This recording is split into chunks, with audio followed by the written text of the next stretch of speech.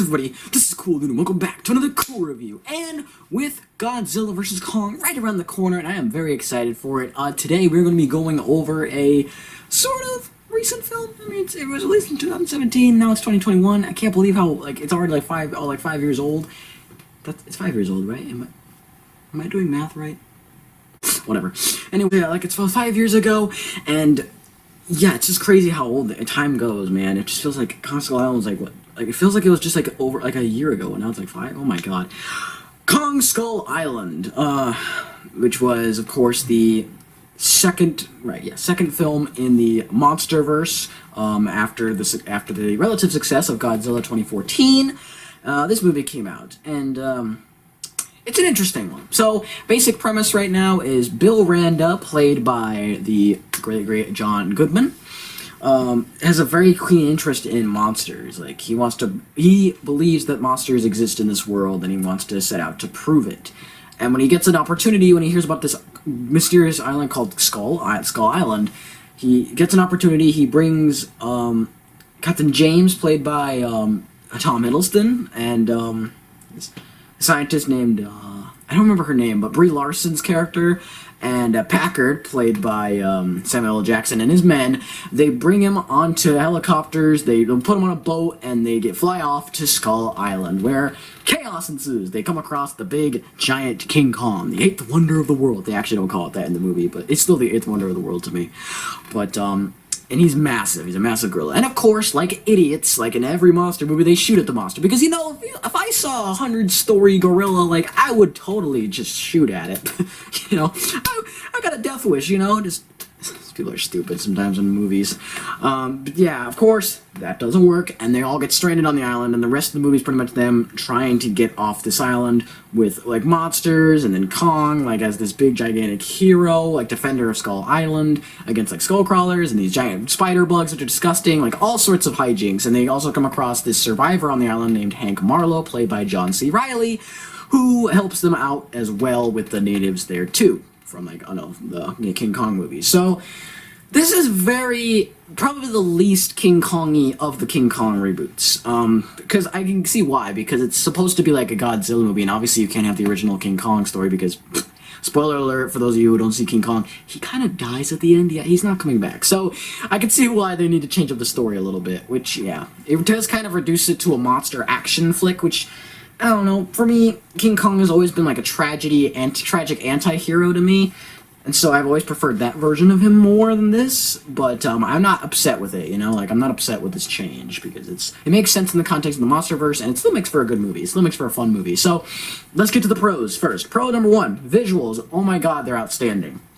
I was not really certain how the visual department was going to hold up, especially with, the gigantic visual effects wonder that 2005's King Kong was. I mean, that King Kong, that face modeling is just still so impressive to me how they were able to do that.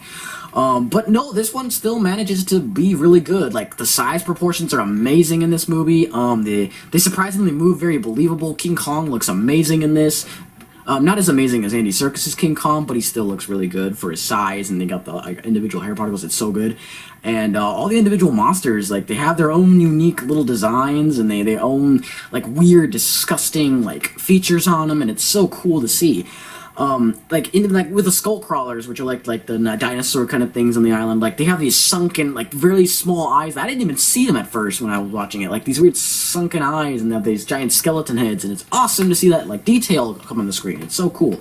And the action scenes are really good. This is a monster action movie. There's no depth, there's no main focus. I mean, Kong, they do kind of explore him a little bit, and won't get to too much spoilers why, in case you haven't seen it for some reason.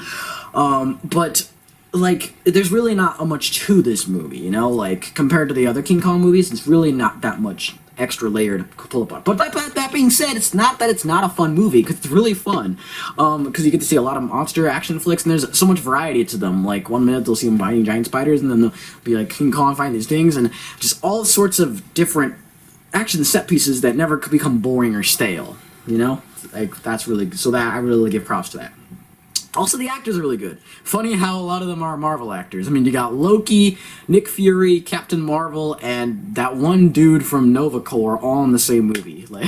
I know, I'm a Marvel nerd, and I just have to point that out, but I just think it's really funny how there's so many Marvel characters in this movie. Yeah, but they all do really, really well. I'm not gonna say like they're totally in-depth, perfect characters, because honestly, they're not. Quite a few of them, especially Brie Larson's character, I don't know, I just didn't really click with me. But you know, they're still really cool. I mean, Samuel L. Jackson is still as badass as ever. I mean, everything he's in, he's just a badass. Except for maybe the Star Wars prequels, but we don't talk about that. Tom Hiddleston is great. Brie Larson, yeah, she's all right. John C. Reilly is fantastic. I loved him in this movie. I laughed every single joke he was in. Like, he's such a good actor. He's really, really good. When he actually is allowed to be like really great, he's really great. And just another pro I will give this is that for, I guess, what was a story that was kind of remodeled. Like, it's not the same King Kong story that we know. I mean, there are bits and pieces and elements that like kind of like pay homage to the original King Kong, but like it's not. This is really not a King Kong movie. It's Kong Skull Island. It's not King Kong. But with that being said, like the story they actually make, it's not too bad. Like I actually did find myself enamored by it. Like I did find myself enjoying it really good, and the action kept me engaged. Again, the character acting was really good, and just it just had me on the edge of my seat. Like I liked it.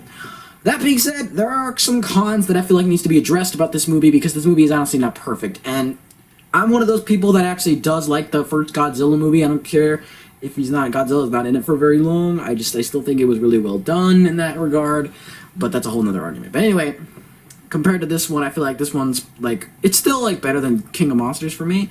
I don't take this the wrong way. I love King of Monsters. I'm just like, compared to these other two, like I don't think King of Monsters was that strong. So anyway, King Kong Skull Island, as much as I like it, there are still some problems, like any movie, so let's get to them. Con number one is that it is just very underdeveloped. Even Kong himself, I feel like I could have gotten a little bit more sympathetic. Now, not that like they don't give you some sympathy for him. Like I don't want to see him get hurt by the end of it. Like he is a really like cool like hero, but like compared to like Godzilla, how they made him so much like of a presence in that 2014 movie, and even some of the other King Kong movies, how they just built such a connection. It's like this one, I don't really feel the same amount of emotions and like a fear and paranoia as I do with those other King Kongs. And I feel like most of that is because that it's so changed from the original story. Like it's just so different than what we're used to seeing with King Kong. And not that it's a bad thing, but I do think it does kind of affect your ability to feel for King Kong as a character. Con number two is that pacing is a bit off. I feel like at the ending especially, like I feel like it's just kind of really rushed. Like the beginning is good, the build up to Skull Island, and then literally everything else after that is like action scene, action scene, action scene, action scene, which is good because it's a monster action movie. But like, especially like towards the end, I feel like the pacing was a little like meh. Because it's like, you know, they went from one action set piece to another, and then all of a sudden he's going crazy. And like compared to everything else in the middle that was like really well, you know, like built up, each monster had their own time to shine, they each had to go. This one just really feels like, okay, we're ending this. Come on, let's wrap it up. Let's do it quick. So it's not too terribly bad compared to other movies. I'm not saying the pacing is god awful, but I do think it could have been a little bit better executed overall. Number three, for the con number three, is that some of the overall humor doesn't really land for me. It is really funny sometimes, but like I feel like some of the humor is like, and then but that's a minute point. That's my nitpick. Then number four is that it's a very typical monster movie. That's my con number four. Not that that's a bad thing. Some people like typical monster movies. Some people just like to see that. Like I understand. Like that might be your cup of tea, and you just don't find any problems in the movie. I totally get that, and I respect that.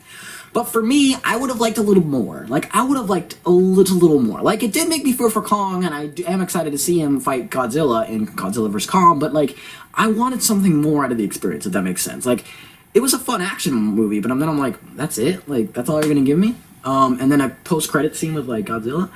That's all you're gonna give me? Which I'm not mad at, but I'm just like, I wanted more. But that's my personal thing, honestly. That's just what I wanted from the movie. But if you got what you wanted out of this, that's perfectly fine.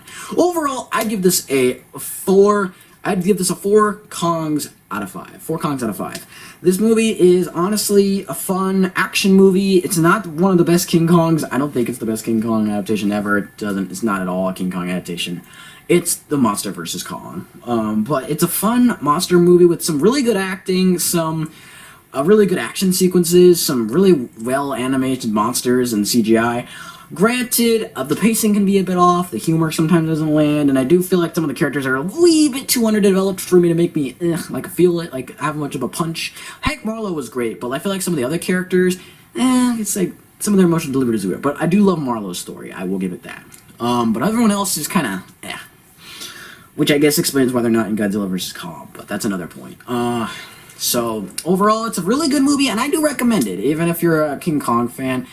If you really are looking for, like, a good adaptation of King Kong to watch, this is not going to be a good movie for you to watch, because this is literally, it has nothing to do with the original King Kong. But if you're looking for a good, fun monster movie, that's not at all like the source material, and then it's just got some good whole action with, like, no depth to it, you just want to see some cool, like, giant monsters fighting and humans in the way, and King Kong did it as well, like, this one, give it a watch. It's an absolute blast.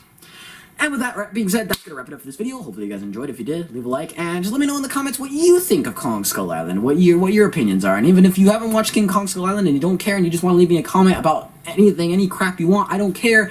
Leave a comment. I'd love to see it. And until next time, guys, stay cool, and I will see you in the next video. Bye, y'all.